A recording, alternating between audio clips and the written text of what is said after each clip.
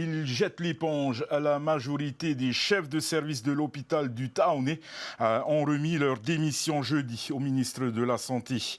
Une action groupée après une première proposition de démission le 14 mai dernier. Depuis, aucune rencontre ni avec les dirigeants du pays, ni avec leur direction. Une situation inédite au Fénois et qui alerte Laure Philibert et Esther Parot-Cordette. Ils ont laissé 17 jours aux autorités pour réagir en vain. Les chefs de service de l'hôpital du Taounais ont déposé jeudi leur démission.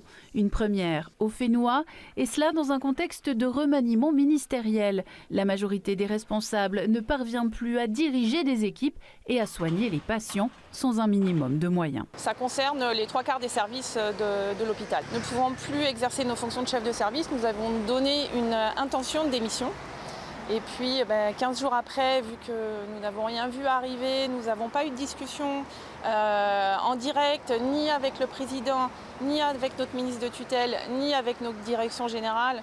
Plus, il faut ajouter à ça l'intervention qu'il y a eu à l'Assemblée. Ça nous a semblé très compliqué de continuer à exercer nos fonctions et à faire fonctionner l'hôpital avec le manque de moyens que nous avions.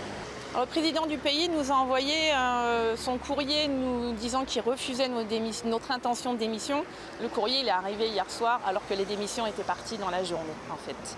Mais il nous assure de son soutien pour continuer à travailler avec lui sous certaines conditions. Si l'Assemblée a voté une enveloppe de près de 3,7 milliards de francs vendredi dernier en faveur de l'hôpital lors de l'examen du collectif budgétaire, cela ne suffit pas à régler tous les problèmes que rencontre le personnel soignant. Ce dont on a besoin, c'est d'être assuré que les budgets que notre ministre a trouvés, ils vont vraiment être fléchés sur les bons endroits. On veut avoir des créations de postes pour avoir des ressources humaines qui vont être pérennes, arrêter d'être dans la précarité pour les personnes qui sont en contrat tous les 6 mois.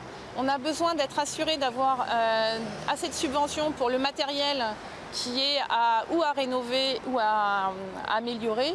Et puis après, on veut vraiment un travail sur l'attractivité parce qu'on se rend compte, depuis le Covid, c'est énorme, on perd toutes nos ressources, on passe notre temps à faire des contrats et à avoir un turnover qui est énorme. Sollicité, le ministre de la Santé ne souhaite toujours pas répondre à nos questions.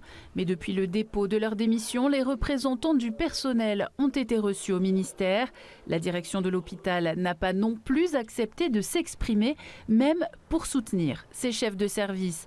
Le gouvernement, la direction et les représentants du personnel ont rendez-vous mardi après-midi à la direction de la Santé pour le conseil d'administration de l'établissement. Tous devront trouver des solutions pour permettre une continuité des soins.